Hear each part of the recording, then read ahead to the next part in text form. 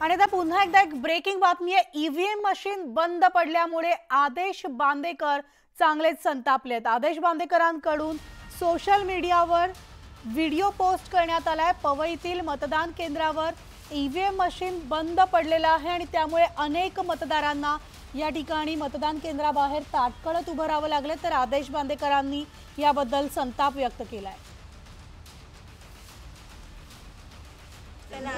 मी आता पवई केंद्रावरती आहे। हिरानंदानी सारखा सुशिक्षित एरिया आहे आणि या ठिकाणी सगळ्यांची एकंदरीत रिॲक्शन आपण बघितली तर इकडची 58, 57 ही जी मुख्य सगळी जी यादी आहेत या सगळ्या बंद झालेल्या आहेत। सगळ्या मशिनरी बंद आहेत आणि अत्यंत चुकीच्या पद्धतीने काय रिॲक्शन आहे। आम्ही इकडेच उभे आहोत, उन्हात उभे आहोत आणि कोणी उत्तरच देत नाही। झोनल ऑफिसर काय करतायत, अश्विनी काय करतायत माहिती नाही। We are just waiting for last 2 hours. Hiranandani foundation स्कूलच्या ठिकाणी बऱ्याचशा मशिनरी बंद झालेल्या आहेत आणि इथे कुठल्याही पद्धतीचं मतदान होण्यासाठी सकाळपासून अनेक लोक इकडे रांगेत उभे आहेत। वयस्कर लोक परत निघून गेली आहेत। 3-3 तास कितना आप 3 hours we are waiting. 3 hours. And nobody is responsible. Nobody is saying. Some answer, someone to tell that it is working, not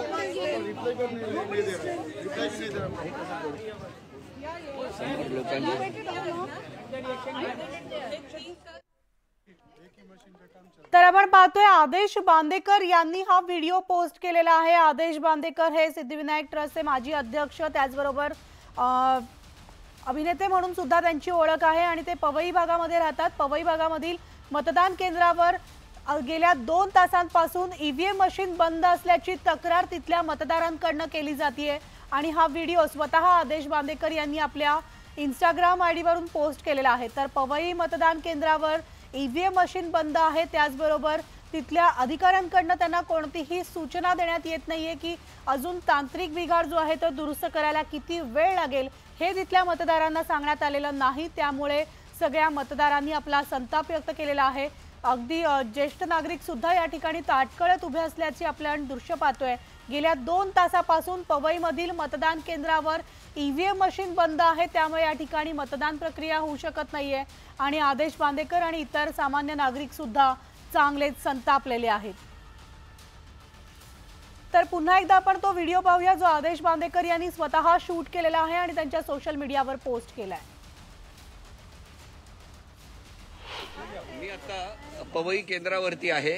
Hiranandani सारखा सुशिक्षित एरिया आहे आणि या ठिकाणी सगळ्यांची एकंदरीत रिॲक्शन आपण बघितली तर इकडची 58, 57 ही जी मुख्य सगळी जी यादी आहेत या सगळ्या बंद झालेल्या आहेत। सगळ्या मशिनरी बंद आहेत। तर आपण पाहतोय आदेश बांदेकर यांनी स्वतः हा व्हिडिओ शूट करून पोस्ट केलेला आहे। आपल्या सोबत आता जोडले गेलेले आहेत आदेश बांदेकरजी। आदेश दादा, न्यूज 18 लोकमत मध्ये आपलं स्वागत। आणि आज लोकशाहीचा उत्सव साजरा होत असताना पवई मधल्या मतदान केंद्रावर मात्र तुमच्यासह इतर सगळ्या मतदारांचा संताप दिसतोय। हॅलो, या ठिकाणी जवळजवळ 2-3 जे मशीन्स आहेत त्या बंद आहेत बऱ्याच वेळापासून। म्हणजे आता जवळजवळ 11 वाजता म्हणजे मला स्वतःला आता मी रांगेत उभा आहे तो 1.5 ते पावणे 2 तास झाले आणि इथून अजून 2 ते 2.5 तास लागतील असं वाटतं हे। कारण अक्षरशः इथे असलेली गर्दी ही लक्षात घेता गर्दी का होते तेच कळत नाहीये। मतदान लवकर होणं अपेक्षित असताना 3-3 तास सिनियर सिटीजन्स पासून सगळे रांगेत उभे राहत आहेत आणि मी ज्या क्षणी इथे पोहोचलो होतो त्यावेळेला अत्यंत उद्रेक सगळ्यांच्या मनातला होता। काय होतंय तेच आतमध्ये कळत नाही कारण आम्ही स्वतः आता 1.5 तास पावणे 2 तास होतील रांगेत आहोत, अजून 2 तास लागतील असा अंदाज आहे। अशी परिस्थिती आहे, त्यामुळे कळतच नाहीये नेमकं बाहेर काय चाललंय। आदेश, नेमकं काय झालंय तिथल्या अधिकाऱ्यांशी किंवा तिथे मशीन बंद होत्या, मशीन बंद पडलेले आहेत आणि मशीन बंद आहेत। त्या मशीन येत आहेत असं मगाशी मला तरी सांगण्यात आलं, त्यामुळे आम्ही इथे थांबलो। आम्ही आमची याबाबतची प्रतिक्रिया व्यक्तही केलेली आहे। मशीन बंद होतात हेच काही कळत नाहीये नेमकं काय चाललेलं आहे। मात्र तिथे जे अधिकारी उपस्थित असतील मतदान केंद्रावर त्यांच्याशी तुमचं काही बोलणं झालंय का? त्यांच्याकडनं काय प्रतिक्रिया आली आहे? आम्ही बाहेर आहोत रांगेत, ते सगळे आतमध्ये आहेत। कोणीच अधिकारी बाहेर येऊन तिथल्या मतदारांना काहीच सूचना देत नाहीयेत का? कारण जसं तुम्ही म्हणालात गेल्या 2-2.5 तासापासून सगळे जण रांगेत आहोत। आतमध्ये नेमका का चाललेला आहे तेच कळत नाही. 57 नंबरची मशीन काय म्हणजे काही सांगतायत, मशीन बंद आहे, मशीन चालू झाली, आता आली आहे.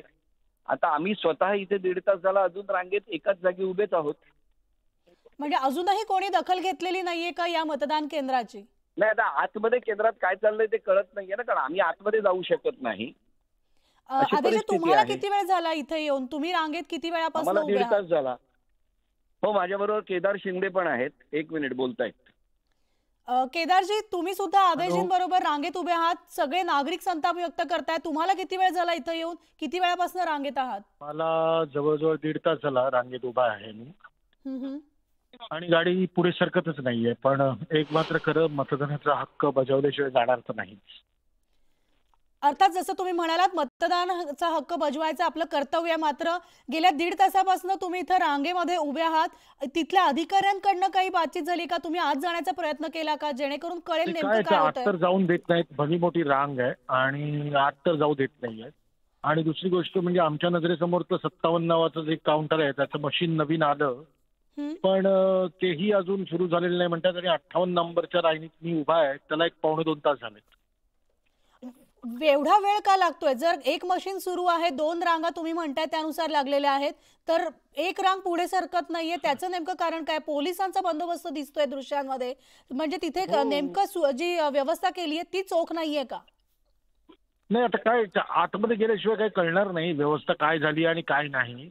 पण आम्ही बाहेरच आहोत, त्यामुळे आम्हाला काय अंदाज येत नाही. इथे सांगायला कोणी नाही आहे की किती वेळ लागणार आहे, काय होणार आहे, कसं चाललंय, हे काहीच कुठलीच गोष्ट आम्हाला सांगण्यात येत नाही ना, त्याचं दुःख होतं. केदार दादा, तुमच्यासोबत अनेक मतदार सुद्धा तिथे रांगेत उभे आहेत. जसं तुम्ही म्हणालात की मतदान केल्याशिवाय मी इथून जाणार नाही, माझं कर्तव्य पार पाडणार, हीच भावना त्या सुद्धा मतदारांमध्ये दिसतीये का? कारण प्रत्येक जण जसं तुम्ही म्हणताय आणि व्हिडिओ पाहिला त्यानुसार संतापलेले आहेत, पण ते देखील त्याच भावनेनं तिथे उभे आहेत का? नाही, लोक 2-2, 2.5 तास, 3-3 तास थांबले आहेत. काही लोकांना सकाळी 8 वाजता मतदानाला आले आणि त्यांचं 11 वाजता मतदान झालं आणि ते घरी गेले. पण हे काय दुःख की काही लोक थांबू शकत नाहीत आणि ते मग मतदान करतात घरी जात आहेत. तो थोडं जरा खूपच त्रासदायक गोष्ट ठरते ना, कारण 5 वर्षातून हा जर आपला उत्सव येणार असेल आणि जर आपण तो त्या पद्धतीने साजरा केला नाही आणि आपण आपला अधिकार बजावला नाही, तर मग 5 वर्ष आपण कोणालाच काही विचारण्याच्या लायकीचे उरत नाही ना. अगदी बरोबर आहे केदार शिंदेजी, जसं तुम्ही म्हणतात. आपल्यासोबत केदार शिंदे आणि आदेश बांदेकर दोघंही आज हे सर्वसामान्य मतदार आहेत. जरी सेलिब्रिटी असले तरी आज ते सर्वसामान्य मतदार आहेत आणि आपली भावना ते न्यूज 18 लोकमतशी बोलताना व्यक्त करत होते. आपल्या दोघांचे धन्यवाद. मात्र